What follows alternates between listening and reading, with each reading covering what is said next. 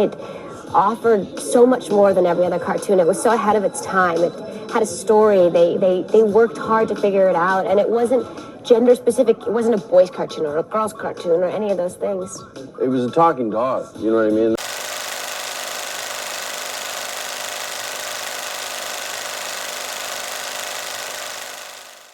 All right, everybody, welcome back to the channel. Luke, welcome back. Thank you. Luke wanted to start this video off with something special. His world-renowned Scooby-Doo impression. So, Luke, I don't know, you take it away, I suppose. Raggy. Oh, that's good. That's good stuff. Great start. We're firing on all cylinders. All right, so we're reviewing Scooby-Doo 2, Monsters Unleashed, the critically panned sequel to Scooby-Doo, both written by James Gunn, now famous for various superhero endeavors, starring Freddie Prinze Jr., Matthew Lillard, Linda Cardellini, Sarah Michelle Gellar, and Neil Fanning as the voice of Scooby-Doo. Yeah. Seth Green, also a big part of this movie. Yeah, Alicia Silverstone. Can't wait to talk about how useless Seth Green is in this movie. But no, I mean, I don't know why this movie's critically panned. It's a lot like the first one. I think kind of improves on all the beats. I can't imagine watching the first one. It being received pretty well by both like the public and critics, and then seeing this one being. No, they were both panned pretty hard, honestly. But the first one did very well box office, correct? True, yeah. And this one didn't do great. Mm-mm. Yeah. And I just can't imagine seeing the first one and then being like, nope, this one can't do it. It's not exactly reinventing the Scooby-Doo wheel. You know, rewatching this, I had fonder memories of it. I honestly found it to be, in my opinion, a lot weaker than the first movie. I like this one more than the first one, but only because of the Shaggy and Scooby caper of it all. I think every other part of the movie's, pretty weak, almost didn't need to happen. And I actually think, even though most of the movie is centered around Scooby and Shaggy and their redemption or what have you, I think this movie would actually be much more successful if that's all it was. Like, without the Velma, Seth Green date, without, Freddie Prinze Jr.'s fake news media storyline. That man's got to give him a PR rep. I mean, good God. Also, extremely dishonest news anchor. Just clipping his statements totally out of context. But yeah, the Scooby and Shaggy stuff, the dance at the bar notwithstanding, because I do think that that's pretty awful, I think is very funny. And, oh, you like the dance?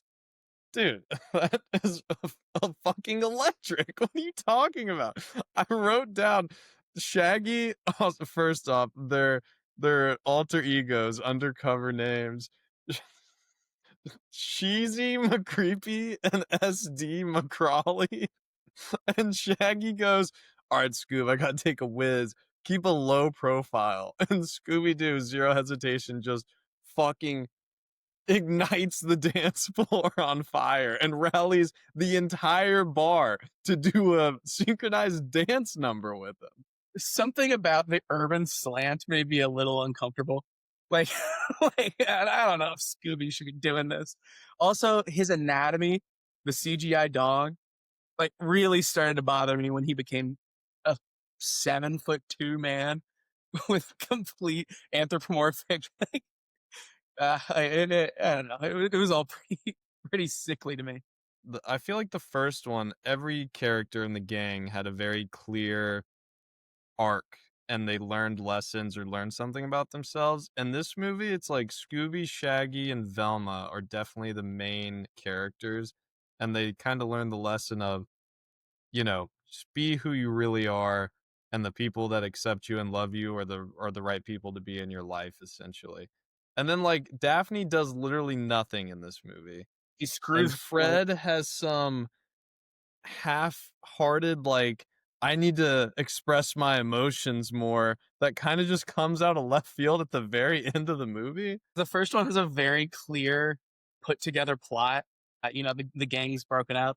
They need to come back together. They realize they're stronger together, et cetera, et cetera. This one, absolutely paper thin. They come in and they are the Beatles. and then they're promptly attacked by a pterodactyl in real life, and then everyone hates them. Like the 180 that the public pulls. We just saw a real life pterodactyl attack. Like, why are Scooby and Shaggy? They're like pariahs now. They've always been screw ups, but for some reason, this one time they grabbed onto the ropes and it's too much. I didn't really get it at all. It was the impetus of the whole movie. I tried to ignore it, but it's like, no, that is all. That's all. That's the whole setup. I did write down that the media is portrayed accurately in this movie. They'll just flip on a person like that, and then the whole public is like, "Yeah, actually, I do hate them now." Like the kids on the bikes yelling that they suck. It's like, wow, like, they couldn't go anywhere in public 45 minutes ago. They were the talk of the town. I found the whole setup pretty confounding, but the capers that Shaggy and Scooby get into, I mean, undeniably fantastic. Yeah, I do. Those two are genuinely hilarious throughout the movie, and I had forgotten. I mean, I was laughing like audibly, just cracking up watching this movie, and I was watching it alone. Like it was like when they're trying to escape that old mining facility, and Shaggy and Scooby just jump on a trash can lid and just shred this like vertical mountainside. And then as they're going down, Shaggy just goes, like, this pipe's ripping, Scoob. I was just like, this is the best movie I've ever seen. It was really good. You nailed that. Thank Even you. towards the climax, when they're like singing about how they're the greatest detectives in the world, and they press the wrong buttons. Classic misunderstanding, but it got me, man. You know, to be honest, it's kind of a tough task, honestly, because the cartoon itself was paper thin. Yeah, Like, absolutely. there wasn't much to the characters. And the first movie kind of deconstructed the characters already. Like, Daphne went from the damsel in distress to being like a fighting master, which I thought all that stuff was really smart. Do you think though that because we had that, pretense of the first movie, we could have just not just focus in on Shaggy and Scooby? They're clearly the main event. Matthew Lillard is pitching 102 miles an hour the whole game. And like we didn't need more about Velma's confidence, in my opinion.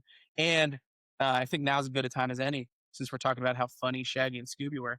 What about like comedic mind of the 21st century, Seth Green not getting one laugh the whole movie? Why was he cast? His character is odd because he's clearly just a red herring. And then for some reason didn't fall to his knees and start salivating when Velma was in the jumpsuit, which couldn't be me. But and then we think he's the bad guy, but it's never convincing at all. And yeah, again, this is one of the funnier guys of the last century, and not a single joke. It is a weird waste. But I will say honestly, I went into this movie kind of cloudy on how it goes, and I was trying to remember. I'm like, he's part of the nefarious plot, isn't he? But then after it got like pretty heavy-handed, I was like, oh no, it's just he's the red herring guy. I remember. Well, now, I'm not but- gonna lie, I conflated the two movies together. I, for some reason, had myself convinced after the first 5 minutes that Seth Green became Scrappy Doo, which is like just Animorph style. I don't know if maybe he was in a suit, but I was waiting for Scrappy Doo to show up the whole movie, and I forgot he was the bad guy in the first one. I will say that the monster designs in this movie are very cool. I do wish we got a couple more, but I do think it's cool to see those brought to live action. Yeah, I think the CGI was a little campy, but in a way that was extremely endearing. I mean, Scooby Doo. It's not, it's not Davy Jones and Pirates of the Caribbean, Dead Man's Chest. Something I think I've brought up on 3 episodes now.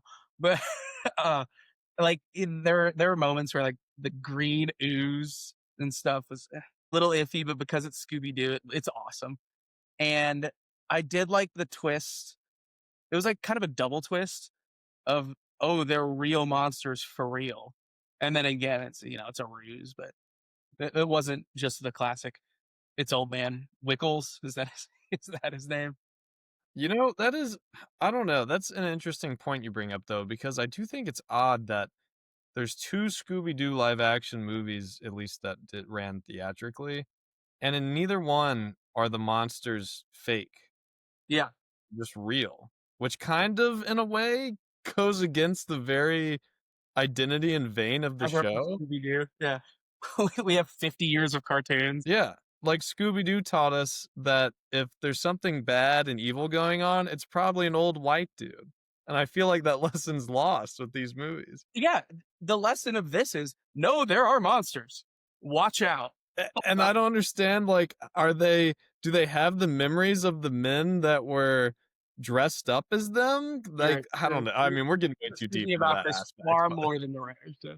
yeah. But speaking of the writer, James Gunn, he was actually going to write and direct the third one, which ultimately didn't happen because this movie didn't make enough money, Yeah. which is a real bummer because I feel like that one probably would have been the So, did you clear feel his best one. fingerprints on this movie that much? So Well, now, it's a talking animal, which he loves. fair enough.